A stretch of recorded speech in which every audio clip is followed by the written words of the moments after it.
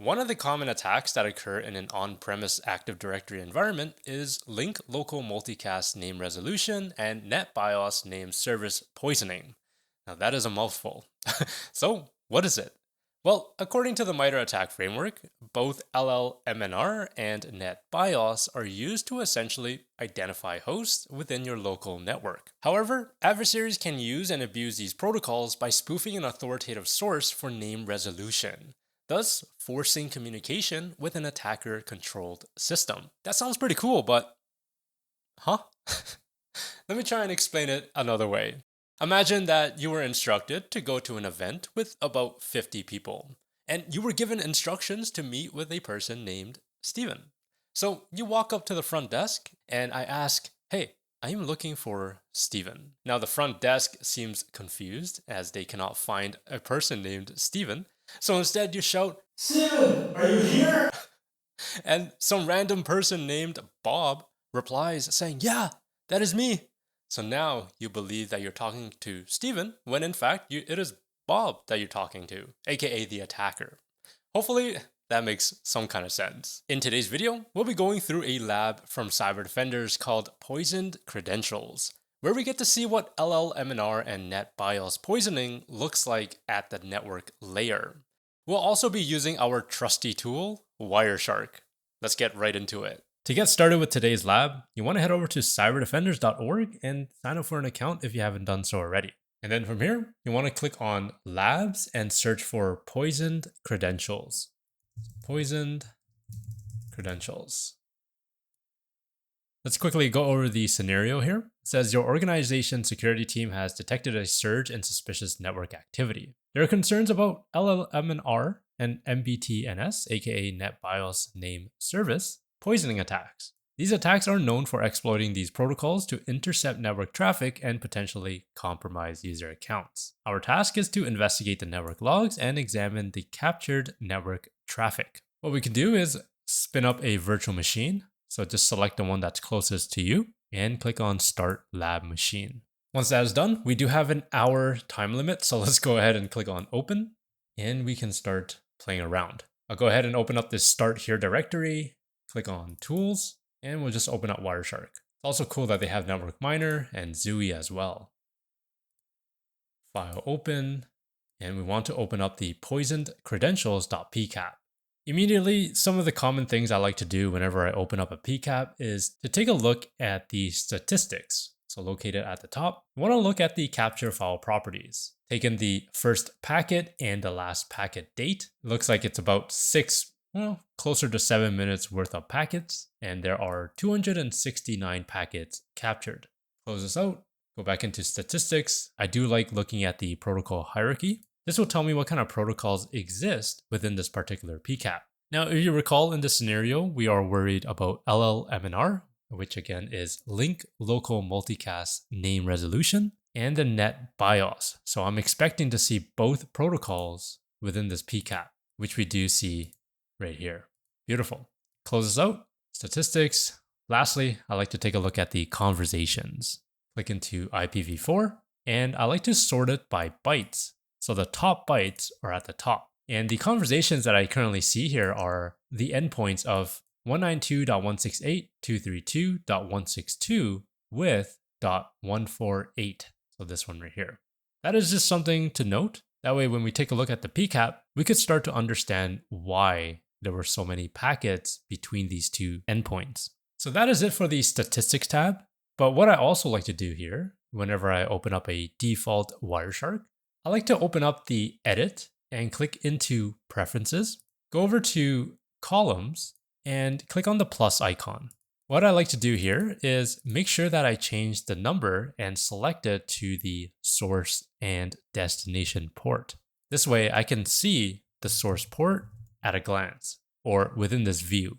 So I'll do another one for destination port. So dest.port, click on the number and let's click on dest port. Do make sure that they're both unresolved and click on OK. Now over on the right hand side, we should see our two new columns. I'll just drag this over beside our source and let's do the same for our destination. Perfect. The last thing that I like to do here is change the time. So we can click on view time display format, and by default, it is seconds since first capture packet. Now, I personally don't like seeing that, so instead, I like selecting the UTC date and time of day. That to me, although it's a little bit more lengthier, it is a lot more, I guess, presentable in my opinion. Now, as a precaution, I do like to make sure that my packets are sorted properly. So what I like to do is just click on the time to sort it accordingly. Now, we can start with our analysis, finally. So taking a look at packet number 1, we do see our first SYN packet from our .162 address to the .148. And if you recall in our conversations, these two endpoints were the ones that generated the most bytes. Shortly after, we do see a negotiate protocol using the SMB protocol between these two hosts. Now, I'm not going to go through each and every one of them because that will just put you to sleep. So instead, what I'll do here is search up the protocol LLMNR, and we'll start from the packet 52. We can see that the endpoint of .162 is querying for a name of file share with a extra A. So this is clearly mistyped. And if you follow the chain of events, it's essentially saying, hey, does file share exist? And then on packet 55, there is an endpoint ending in .215 saying, hey, yeah, that does exist. I am file share. Now there is a communication here between 162 and 215. Now, is this the legitimate file share? Probably not, because it is misspelled. But for all of .162, this particular endpoint believes that file share is legitimate and lives under .215. On packet 168, ooh, look at that, a new endpoint, so .176, does something similar. Hey, does printer exist? Which is misspelled for printer, I'm assuming. And then on packet number 171, the same IP address, .215 says, yeah, printer is me. So now .176 believes that printer does exist. I know it's kind of, there's kind of a lot going on, but hey, that is how essentially what LLMNR poisoning looks like on the wire itself. Now, if we scroll down just a bit, do we see any other entries? And we do not. Okay, perfect. So it's just that printer and the file share both misspelled, and they both live on .215. So essentially, two endpoints were tricked into believing that these two names exist. Now, if we take a look at SMB, we do have 3 packets, but they're all negotiate protocol requests. So instead, let's take a look at SMB2. And if we start on packet number 5, we do see a request from .148 going over to .162. And we did briefly go over this in the beginning. So what I'll do here instead is just show you some pretty cool fields that might be of interest to you down the road. For example, if we take a look at let's just pick this one here, the tree disconnect request, and open up the SMB header or the packet, and then expand the SMB2 header, we could see what the IP address of 192.168.232.148 resolves to, which is dc01.cybercactus.local. Not only do we get the endpoint host name, we also get the domain name as well, along with what share was requested. And this is the IPC $.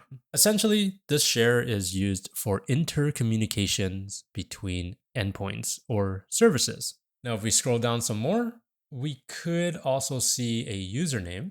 For example, right here, session setup request.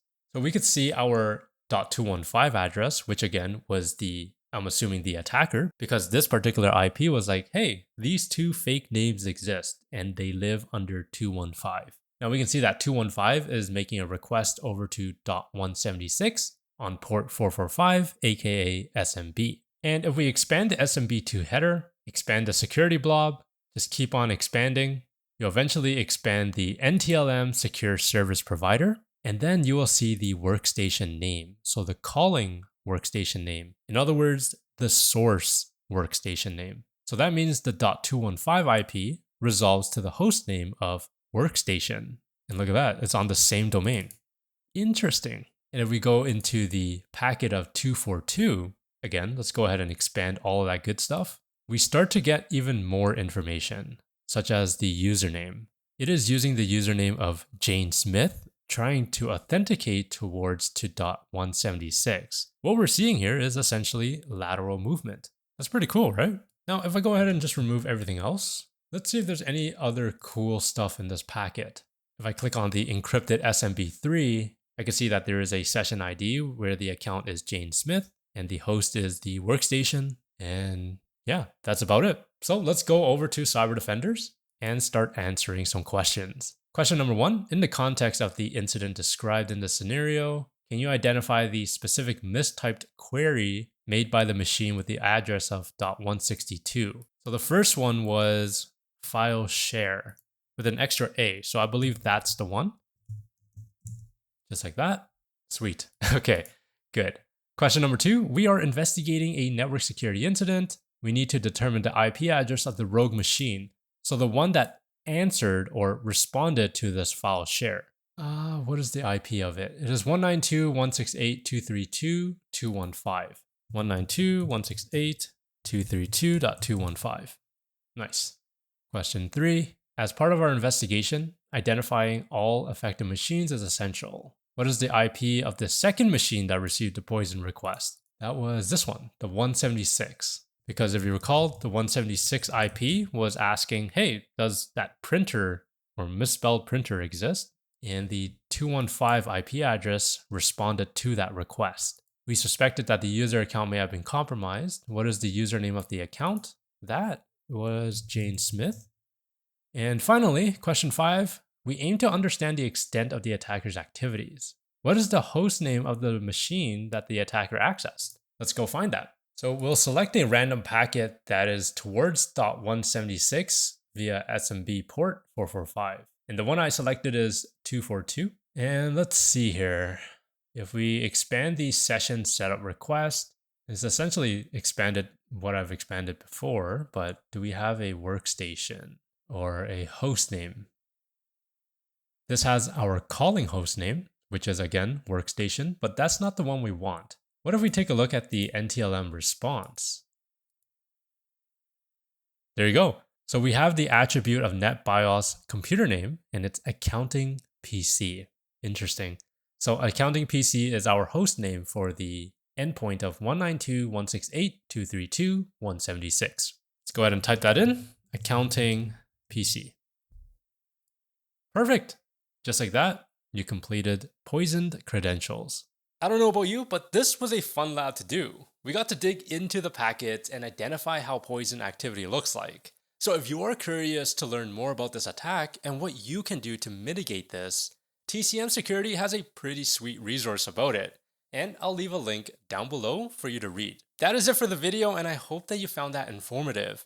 If you did, let me know by hitting that like button and subscribe if you want to. Remember to stay curious and do things differently.